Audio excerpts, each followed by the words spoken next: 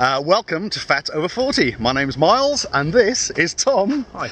And this week, in this episode, we're going to talk about my fat loss program and specifically why my training has been designed how it has been. Now, if you're new to the channel, please subscribe. There's a new film every single Friday. And if you like what you hear, please give us a thumbs up.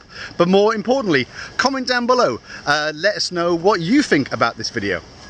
So, Tom has designed my programming now for about the last 6 months, and as you'll know, in the last couple of months I've changed my focus from trying to get stronger and do all the big heavy back squatty stuff to focusing specifically on my fat loss.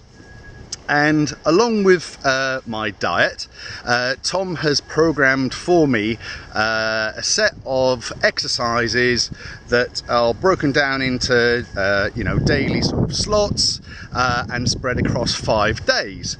Now, I've obviously been trusting the process, and so far it seems to be working. So since the end of June, I've lost over 7 pounds, which is great. I've lost another pound this week, and I don't feel any weaker.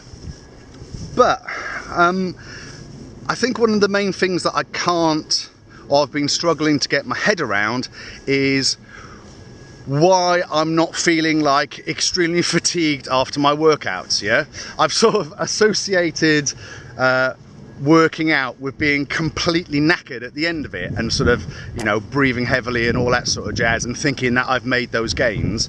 And the one thing that I can tell you about my program has not made me feel is completely gassed after every single session. So I thought it would be interesting to ask Tom to explain how he's sort of designed the program, why he's designed the program. Yeah, we're downstairs. So Tom, why don't you first of all just explain the basic principles about a fat loss training program versus anything else? So I think one of the main things is you obviously, to burn some body fat, you need to burn more calories than you're consuming. I think that's pretty well accepted, but there's a lot of complications that go into that, and so I certainly see a lot of fitness coaches making it far too simple, and it's just you've got to always be in a calorie deficit. But I think everyone can see, if you think about it, there's got to be a bottom limit to that. And so let's just say to lose body fat, you're going to take in 2,000 calories a day and you're burning more than that. Well, your body adapts to a stress, and burning calories, or not burning calories, but losing body fat is a stressor.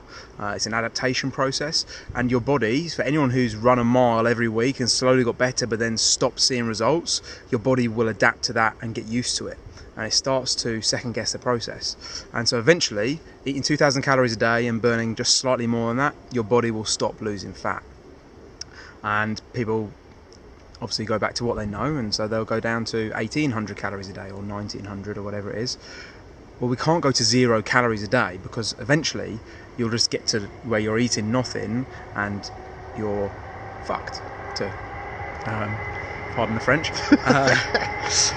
And that's something I see that is really common, where people have been on these sort of like crash diets where they've lost a lot of weight in a very short period of time, and they're just constantly cutting calories. It's like a race to the bottom, and their body gets wise to this, ends up not losing any fat. They get frustrated, they cut calories, they exercise more, and actually what we're doing there is we're putting loads of stress into the bucket. So a bit of a crude way of explaining it, but I like to think of the body as an organism, and that organism as a bucket. And if we put too many stresses into that bucket, it overflows. So what is a stressor?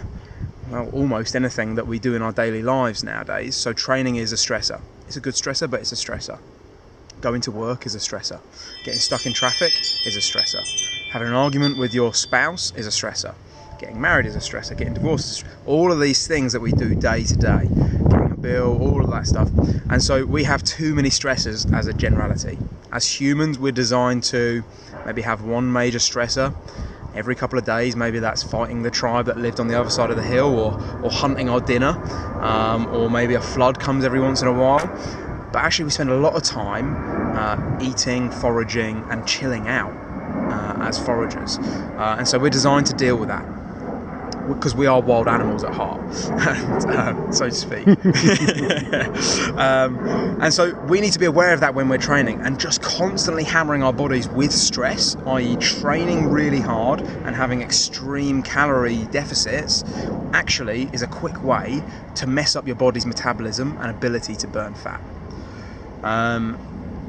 So when I've designed your training, I'm actually taking you out of that stress response a little bit and looking at it in a lot more long-term approach. So shall we go through the training a little bit? Yeah, sure. Yeah. So, I'll put up on screen so they can see. I'll insert what it is. So I've got it on the phone, so it's sort of like as a reference. So basically, I've given you 5 days of training to get throughout the week. Basically, there's 2 elements to this. There's cardiovascular training and resistance training. Very simplified, that's how I'm looking at it. Resistance training I've broken into upper body pull and knee flexion. So that would be, knee flexion would be things like squatting, lunging, front squats, goblet squats. And upper body pulling would be any sort of row or pull-up motion. Okay, now they complement each other really well, because when I'm doing upper body pulling, I'm not using the large muscle groups that I'll be using when I squat. So I can get quite a good stimulus out of both movements. Now the second day, which we've got in here, we've got lower body bending, which would be things like deadlifts, good mornings, anything where we're hinging at the hips and we're loading up that posterior chain, and upper body pushing. And what I'm doing with the upper body pushing is we're loading up the anterior shoulders and we're loading up the triceps. The opposite groups to what we're using when we're doing lower body bending. So they complement each other really well. Now for you, Miles, you've got a shoulder injury at the moment, and so you've commented to me about how some of the sessions feel quite comfortable. Well, I'm very aware that your body's dealing with a stress of trying to lose body fat and actually recover from an injury. Now take away the physical aspects of those, they're stressors, and we're trying to reduce the amount of stress and inflammation that we're causing through training to make sure that your body does adapt to that, so that the injury gets better week on week, so you can do the physical things you want to do in the gym and outside of the gym, and so that you can lose the body fat and make that progress. So I think one of the tough things for anyone on a weight loss journey is that at the beginning of that journey, especially if you are quite overweight, you're going to lose a load of weight from very simple measures. For someone who's doing no exercise and eating poorly, just going for a walk every day for half an hour is going to help them to lose weight. But for someone like yourself, how much have you lost now, Miles? Yeah, enough. A lot. Okay. Yeah. Now it's getting tougher for you, and we've got to really zero on in on these things.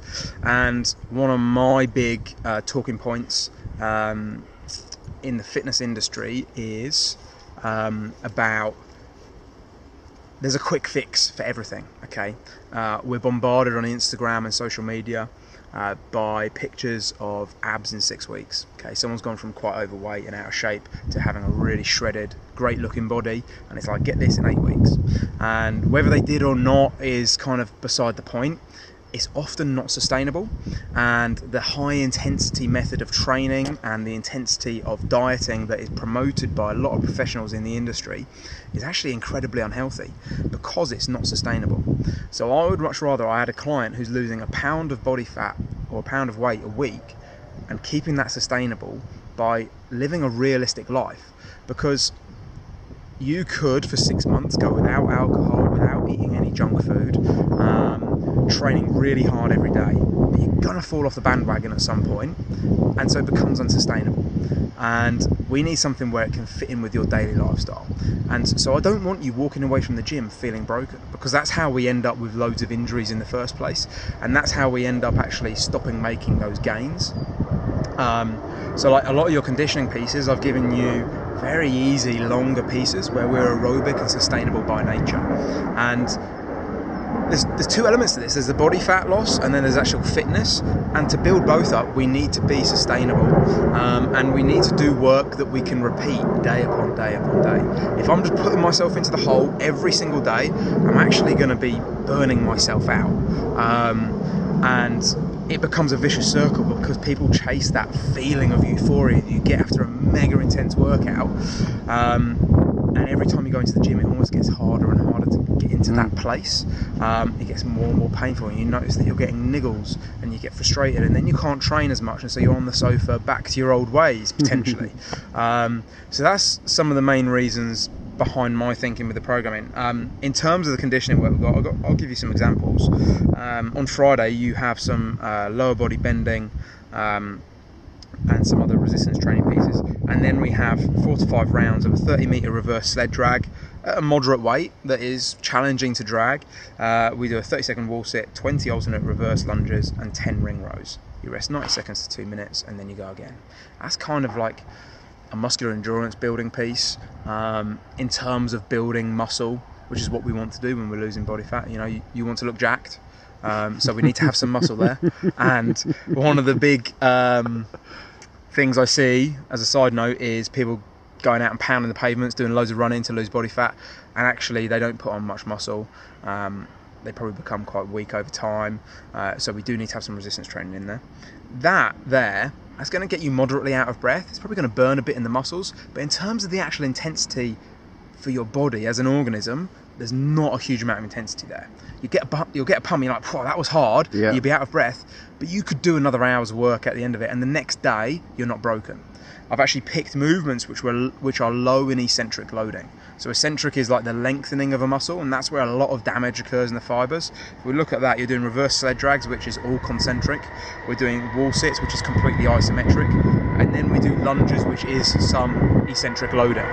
But that eccentric loading is quite damaging. So if I picked all of those movements, if I did, instead of sled drags, I don't know, thrusters, which is a squat and a press, and then instead of wall sits, maybe we did front squats, and then we did the reverse lunges, the next day your quads would be in a state. Okay, very quickly we get to the point where we can't really do much work of use on Saturday, but we want to work hard, so we're going to smash ourselves, and actually our session is just junk training, and that's where we end up to get like things like patella tendonitis, and tendon issues. I think for me, like the only day that I feel is particularly hard is the Monday, which is the sort of tempo back squatty day and reverse weighted lunges, which is all at like the tempo. Maybe just for those that don't know about it, maybe what's the benefit of tempo? So tempo training is something that I would want to put in all of my resistance training. The first reason is it just gives us a control mechanism. So whether you're looking to get stronger, so whether you're like a fitness athlete, so a powerlifter or a crossfitter or whatever, it gives us a control. So if I do a back squat, let's say I'm looking to get stronger, and I do a back squat 100 kilos, and I do no tempo, and I go straight down and bounce straight back up. And then I do a back squat the week after, and it's 3 seconds down, 1 second pause, and stand. We've got very different things there. Now let's say if I did 5 reps, and one of the reps I went straight down, back up, no rest, straight down, back up, no rest, straight down, back up, no rest. And then the person next to me did 5 reps, and they went down and control, and then they were back up, and then they paused, took a couple of breaths. Like their rep is taking 5 seconds, mine is taking 2 seconds. So actually we've been under tension for very different periods of time. So when I give tempo to people, and I give you 3 seconds down, 1 second pause, and someone else 3 seconds down, 1 second pause, I can compare them, and I can see that you're doing the same work every week. It's also a great way to force adaptation. So when we're doing resistance training, we want to adapt week upon week. And the way we do that is it's called the general adaptation syndrome. I'll give you a stressor, so I'll give you 10 squats at 50 kilos. Your body adapts to that, and the week after it can do 10 squats at 52 kilos. And the week after it can do 10 squats at 54 kilos. It's just a basic linear progression, which will work for many people for years upon years upon years. Now, tempo is another way to adapt it. So I can either increase the reps or increase the weight, or I can increase the tempo or decrease the tempo so you can increase the weight. So it gives us another way to control it, and it lets me control the stimulus you get from the workout. Okay, doing 1 second down, 1 second pause, and then explode out on a tempo is very different to 4 seconds down, 4 seconds up. Okay, so it just gives us another way of controlling what you're feeling and what you're doing when you're doing strength training, resistance training. Super. Anything else you want to cover? I think that's pretty in depth. Yeah. Got like a waffle. He's a waffler. I just like fitness. But I think, you know, I definitely think it's worthwhile understanding what goes into your training, and I'd certainly urge you, you know, if you've got like an online coach and they're supplying you with your weekly workouts, you know, question them and ask them why they're giving you certain stuff, because I think it's working. I think I won't know for sure if it's working until we like fast forward 2, 3, 6 months, maybe a year down the line. But what Tom's been saying certainly makes sense to me, and yeah, I'm really enjoying it. I'm getting stronger and I'm losing body fat. So there we go. Fitness. Yeah, fitness. If you haven't seen last week's video, then click here, and if you haven't seen the last DEXA scan video, then click here. And if you've not subscribed already, what are you waiting for? Because you get to see hunks like this.